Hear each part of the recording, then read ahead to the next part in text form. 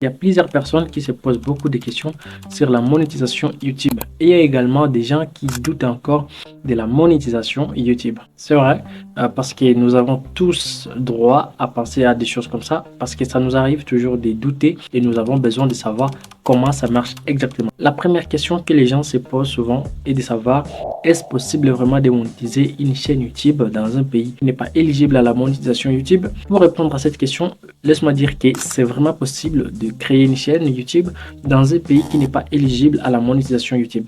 Pourquoi je l'ai dit que c'est possible? Parce que cette chaîne que vous regardez actuellement, c'est une chaîne qui est déjà monétisée et qui avait été créée en Afrique. Donc, il n'y a pas vraiment de mal avec ça. Tu peux créer une chaîne YouTube État dans un pays non éligible à la monétisation YouTube.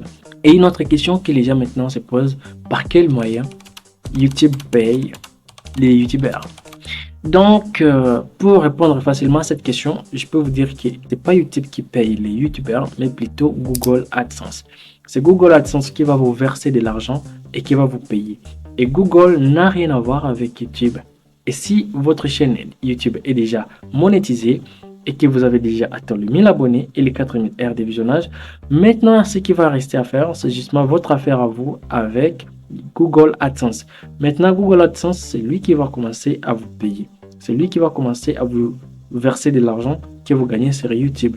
Donc, ce que vous aurez besoin de faire maintenant pour commencer à recevoir votre argent, il vous faudra avoir un compte bancaire, avoir une boîte postale, donc une adresse d'une boîte postale, parce que pour valider votre compte Google AdSense sera obligé de vous envoyer un code de vérification via votre boîte postale pour enfin confirmer votre compte Google AdSense. Et grâce à cela, tu pourras maintenant commencer à générer de l'argent facilement. Et si vous avez des questions sur ce sujet-là, n'hésitez surtout pas à me les poser en commentaire, ça fera énormément plaisir de vous répondre. Une autre question que la plupart des gens posent, c'est de savoir, est-ce que les vidéos qui sont créées avec des intelligences artificielles, ou soit avec des voix off comme des voix des Eleven Labs, est-ce que ces vidéos-là sont éligibles, ou soit elles sont monétisées?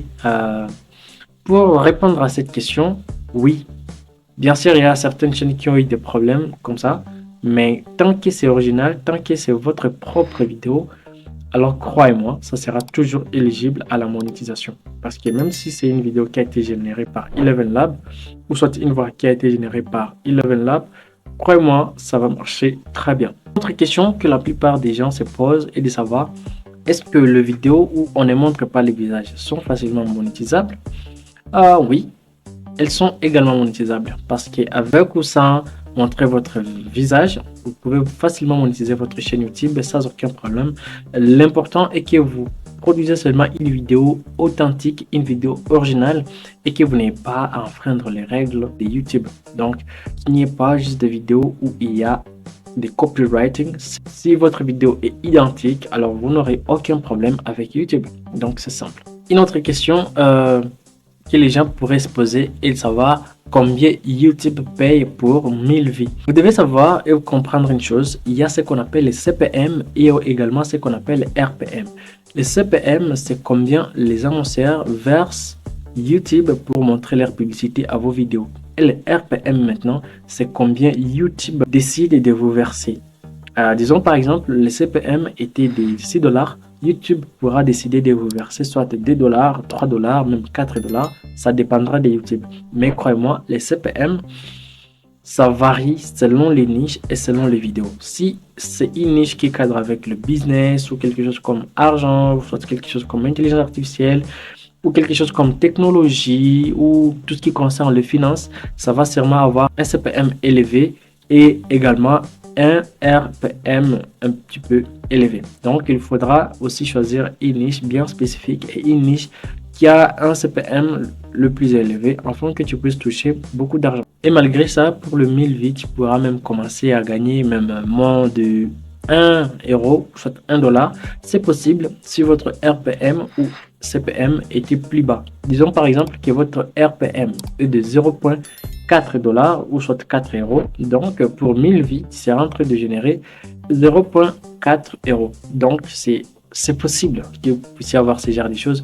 Une autre question que les gens pourraient se poser, c'est combien YouTube verse. Alors d'ailleurs, vous devez savoir que dans Google AdSense, les seuils minimum pour être payé, c'est 70 euros. Donc 70 euros, à partir de 70 euros, tu pourras être payé facilement sans aucun problème. Donc si vous atteignez 70 euros, Google AdSense va vous verser cette somme-là dans votre compte bancaire. Et si vous avez une somme un petit peu supérieure, 1000 euros, 3000 euros, Google AdSense va toujours vous verser votre argent sans aucun problème. Bon, une autre question que la plupart des gens se posent serait de savoir en combien d'états on reçoit les codes de vérification de Google AdSense. Pour répondre à cette question, je pourrais dire qu'après 4 semaines, d'une manière générale, et selon ce qui est dit, vous pourrez peut-être recevoir votre code de validation, mais cela pourrait varier en fonction de votre pays ou en fonction de là où tu te trouves actuellement. Donc, ça va varier selon l'endroit où tu te trouves et c'est compréhensible. Alors, une autre question que la plupart des gens pourraient poser, c'est comment avoir 1000 abonnés? Alors, pour moi, je dirais que pour avoir 1000 abonnés, c'est très simple. C'est très simple parce qu'il suffit de créer une vidéo de qualité et ou soit une vidéo qui a de la valeur, qui donne l'engagement, où il y a des interactions. Et si une fois vous avez une vidéo où il y a des interactions, de l'engagement, tu vas sûrement atteindre le 1000 abonnés facilement. Et si vous atteignez les 1000 abonnés, donc cela veut dire que vous allez aussi atteindre les 4000 heures de visionnage facilement. Parce que je me rappelle bien, j'avais créé une vidéo où je n'avais fait qu'une seule vidéo. Avec cette seule vidéo, j'avais obtenu plus de 1000 abonnés. J'avais obtenu les 4000 heures de visionnage grâce à une seule vidéo. Mais si vous voulez atteindre facilement les 1000 abonnés, je pourrais aussi vous donner un secret le plus vite possible. C'est justement vous concentrer sur les YouTube Shorts parce que avec cette version-là, avec cette version courte YouTube, de vidéos courtes, tu pourras facilement atteindre le 1000 abonnés parce que beaucoup de gens ont souvent tendance à s'abonner facilement si c'est une version courte ou soit version short de YouTube. Donc, c'est à vous de voir ce qui va beaucoup plus plaire à votre communauté. Une autre question que la plupart des gens pourraient se poser, c'est comment bien publier une vidéo sur YouTube? Ça, je peux dire que c'est la question la plus primordiale que tout le monde pourrait se poser.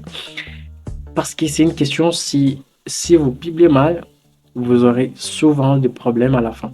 Vous aurez sûrement des problèmes à la fin. La première chose dont vous avez besoin de faire, c'est justement les titres et votre miniature. Travaillez beaucoup plus sur votre titre et votre miniature. Ça va faire à ce que votre vidéo puisse marcher. Maintenant, pour bien publier, il faudra insérer votre titre, un bon titre, votre miniature et une très bonne description bien détaillée avec des hashtags, bien sûr, qui cadrent avec cette vidéo. Faites en sorte que cette description-là puisse cadrer avec votre vidéo. Donc, que cette description-là puisse expliquer ce que vidéo parle en général. Et cela va permettre à ce que YouTube sache exactement quel genre de personne va voir cette vidéo. Donc, c'est à vous de voir comment tu vas sûrement écrire sur votre description. Et après ça, il y a aussi un autre point très important où on écrit est-ce que cette vidéo elle est conçue pour les enfants ou elle n'est pas conçue pour les enfants. Alors si vous mettez conçu pour les enfants, c'est conçu pour les enfants. Après moi, c'est vraiment dommage pour vous parce que ça va bloquer plusieurs choses. Si c'est une vidéo qui est conçue pour les enfants, alors c'est bien. Mais si c'est une vidéo qui n'est pas conçue pour les enfants, il faut mettre non, elle n'est pas conçue pour les enfants pour ne pas avoir des problèmes avec vos vidéos. Et le problème avec des vidéos est que quand une personne va essayer de voir cette vidéo-là, et quand cette personne va essayer justement de faire un retour, cette vidéo va s'arrêter automatiquement, elle ne va pas tourner. Mais tandis que si vous avez mis, elle est conçue pour tout le monde, même si on fait un retour et qu'on défile d'autres vidéos sur YouTube, on aura la possibilité de voir toujours cette vidéo, même en état sur votre page. Après cette étape, une autre étape, c'est de mettre des hashtags, donc de mettre des tags, donc le mot-clé. Il faut chercher les mots-clés qui sont liés à cette vidéo. Mettez des mots-clés pertinents, des mots-clés qui vont faire à ce que YouTube puisse comprendre, l'algorithme YouTube puisse comprendre exactement de quoi votre vidéo parle. Et ça va faire à ce que YouTube puisse exactement savoir quel genre de personne il va montrer votre vidéo. Alors, il faudra justement chercher les mots-clés qui vont cadrer avec votre vidéo. Et pour avoir de meilleurs mots-clés qui vont vous aider à faire marcher votre vidéo, et donc il faudra utiliser des outils comme TubeBuddy et ou soit utiliser vidIQ. Alors, pour les gens qui ont des ordinateurs, c'est beaucoup plus facile, mais si vous utilisez un téléphone portable, ça sera beaucoup plus compliqué pour vous. Et aussi un autre point, tu pourras aussi mettre la catégorie de cette vidéo. Si c'est une vidéo d'éducation ou c'est une vidéo de finances ou c'est une vidéo, donc tu pourras justement montrer à YouTube que cette vidéo, elle est dans la catégorie telle, elle est dans la catégorie voyage, elle est dans la catégorie business, elle est dans la catégorie people and blows, donc etc. Donc ça sera à vous de voir quel genre de catégorie votre vidéo se situe. Est-ce que c'est une vidéo d'actualité, est-ce que c'est une vidéo de voyage, est-ce que c'est une vidéo qui cadre avec les finances ou d'éducation. Ça sera à vous de voir maintenant. Et l'autre étape, c'est de mettre votre vidéo dans un playlist. Donc, il faut créer des playlists. Si votre chaîne YouTube parle, disons par exemple, de 3, 4 ou soit 3 sujets, donc il faudra mettre des playlists. Ou soit tu vas justement créer des playlists et tu vas mettre cette vidéo-là dans un playlist. Et après, tu pourras maintenant cliquer sur suivant. Tu passes à la vérification. Et pour maintenant publier, tu pourras mettre en privé d'abord votre vidéo avant de publier ça pour vérifier des choses, pour vérifier si tu as bien mis votre description, voir des choses dont tu n'as pas bien mis et essayer de rectifier ça. Ça va permettre à ce que vous puissiez pas commettre des erreurs ou soit faire des choses dont il ne faut pas faire. Et ça va permettre à ce que vous puissiez avoir du temps aussi de voir ce qui a été mal fait pour corriger ça. Et si une fois vous trouvez que c'est bien fait, il n'y a pas de problème, alors tu pourras publier ça sans aucun problème. Ça, c'est un conseil gratuit que je vous conseille. Mettez toujours votre vidéo en privé. Vérifiez d'abord votre vidéo si elle n'a pas d'autres problèmes. Et si tu trouves que votre vidéo n'a pas d'autres problèmes, alors tu pourras maintenant publier votre vidéo sans aucun problème. Et je crois que les questions sont beaucoup. Et si vous avez d'autres questions, n'hésitez surtout pas à me les poser en commentaire. J'essaierai de vous répondre sans aucun problème. Et si vous avez aimé cette vidéo, surtout, n'hésitez pas à me laisser un grand pouce bleu. Ça me fera énormément plaisir. Et on se dit à la prochaine.